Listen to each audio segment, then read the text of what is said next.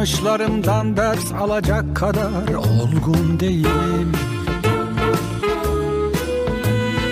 Bu yalan bir mecburiyet, yoksa sana vurgun değilim. Ama gözlerimde bir ışık, kalbimin tıkırtısı içim içime sığmıyor ya, bu neyin